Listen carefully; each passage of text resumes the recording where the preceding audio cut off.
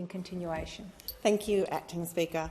Indeed, the report said the economic cost of this approach are increasingly apparent, laying bare the reality that decisions to avoid technology-neutral, economy-wide abatement mechanisms do not avoid the pricing of emissions, but rather only lead to a myriad of very high implicit or shadow emissions and shadow prices.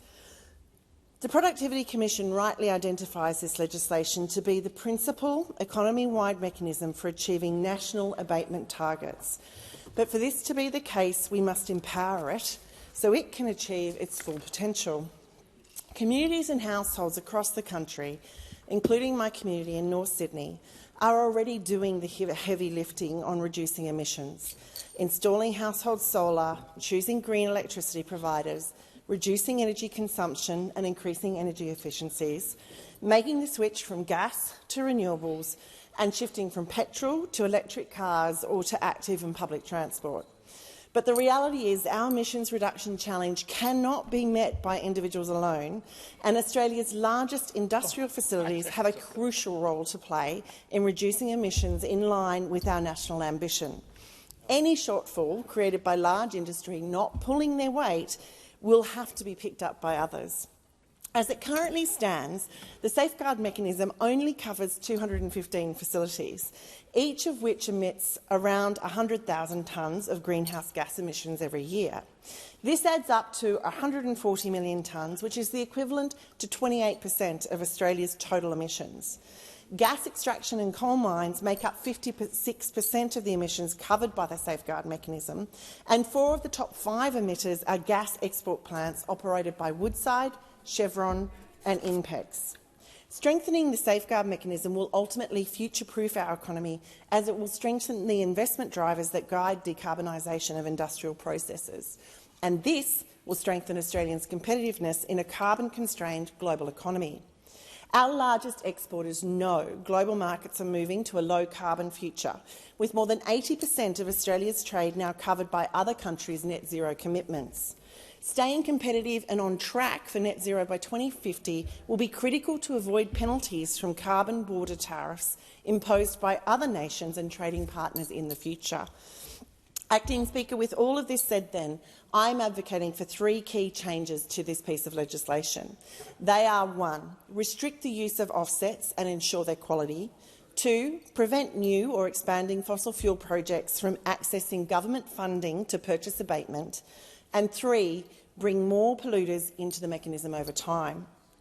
Emails from and conversations with people across my community leave me in no doubt that the people of North Sydney believe this legislation must be more explicit in conveying a clear hierarchy for true and gross emission reduction or on-site abatement prior to allowing facilities and industries to simply purchase Australian Carbon Credit Units, or ACCUs, as a way of netting out their emissions. The absence of any limit on the purchase of ACCUs creates a significant risk that the reformed safeguard mechanism will allow continued emissions our environment cannot afford. To put it simply, as it currently stands, the legislation will allow large companies to pay to pollute. By focusing the legislation on achieving true gross emission reduction, we can ensure genuine reductions at the point of production. It is through the lens of true gross emissions reduction that the strength of the safeguard mechanism reforms should be assessed. The Chubb review into the Australian Carbon Credit Unit found it is important to have a policy, but it is critical that it be effective. To be effective, abatement must be real, and it has to be known to be real. Following on from this, then, I am moving a second reading amendment calling on the government to commit immediately to implementing and fully funding all 16 of the Chubb Review recommendations, which include a range of proposals to improve the operation of the scheme. I move the amendment circulated in my name. This work must be done in time for the safeguard mechanism to commence. While some have criticised the Chubb Review for not going far enough, I would argue the recommendations provide us with an important starting point, a floor if you like, for ensuring the quality of Australians' carbon offsets regime. However, whilst uncertainty over the integrity of ACCUs remains, we should look to minimise their use and ensure the hierarchy is clear, with facilities prioritising on-site abatement before externalising their emission reduction obligations. The priority should be on-site abatement, the direct and real reduction of emissions through technological and efficiency improvements. Once the opportunities for on-site abatement are saturated, then facilities can turn to the Safeguard Mechanism credits, or SMCs, which are intended to be high-integrity, multi-year, science-aligned credits in a closed system. Only after these first two options are exhausted should ACCUs then be able to be used.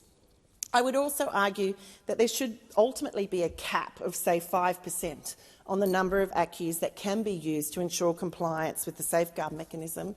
However, I recognise this may be something that needs to be phased in over time.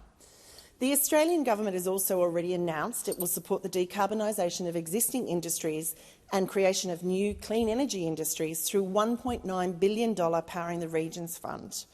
While there are many examples of industries that will undoubtedly need this support and are much wanted in our economy, including things like green cement and green steel, there are also emission-intensive, trade-exposed facilities that will arguably be less desirable in a future economy, including many fossil fuel extraction facilities. The Safeguard Transformation Stream within the Powering the Regions Fund should explicitly state that it is not available to new fossil fuel projects or expansion of existing licences, with this legislation instead doing everything it can to ensure these projects all find their way to net zero as soon as possible. Whilst there's been a lot of discussion around overall emissions reduction targets, the pathway to achieving our net zero goal remains unarticulated.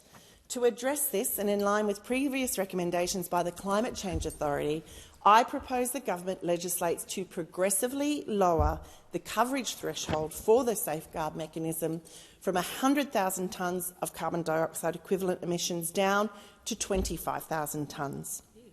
This ratcheting down over time would send a very strong investment signal and set a clear trajectory to net zero for industry.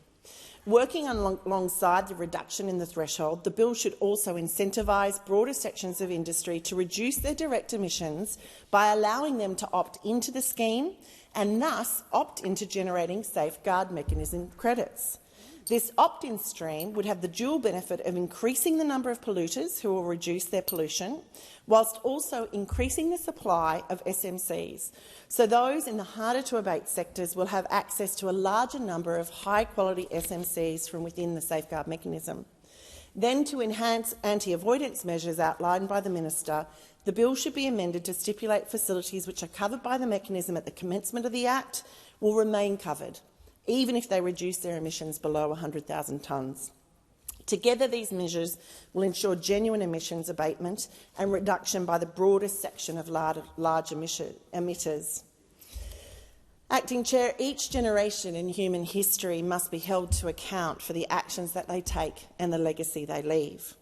Arguably, for those of us born between 1965 and 1980 and known as Generation X, this decade, in this century, is that moment of reckoning for us.